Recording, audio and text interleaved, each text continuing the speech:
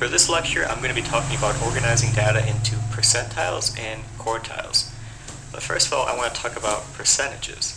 Imagine we have a data set like this, very simple, 1, 2, 3, 4, and 5. I could ask you a question like, how many numbers are even? Well, it's pretty obvious. The 2 and the 4 are even. But we could make that into a percentage. A percentage is basically the number of things meeting the characteristic of interest divided by the total number of observations times 100. So that might sound kind of weird, but let me show you this. The characteristic of interest is even. There are 2 even numbers divided by 5 total observations. So 2 divided by 5 times 100 is 40. We could say that 40% of the numbers in this data set are even, and that would be a percentage. Now, a percentile is a value below which a certain percentage of the observations lie. So let me show you what that means. Here's a longer data set. It goes from 2, 2, 3, all the way up to 11, 12. Now, I could ask you, what is a percentile ranking of 10?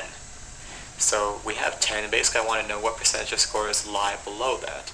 So all these things that I have here in blue are scores that are below 10. So for the question of what is percentile ranking of 10, we can use this equation. The percentile ranking of any value is equal to the number of values below that value divided by the total number of values in the set times 100. So there are 16 blue numbers below 10, and there are 20 total numbers. So 16 divided by 10 times 100 is 80%. The percentile rank of the value 10 is 80% because 80% of the scores lie below it. So now we can kind of work backwards. What value exists at the percentile ranking of 25%? So we're asking basically what score has 25% of the scores below it. So we can use this equation to find out what value number is basically the percentile divided by 100s multiplied by the sample size plus 1. So we're interested in the 25th percentile, so I do 25 divided by 100 times 20 plus 1 because we have 20 scores. And when I work all that out, I get a value of 5.25. But that doesn't really make any sense. I mean, there could be a 5th value or a 6th value, but there is no 5.25 value.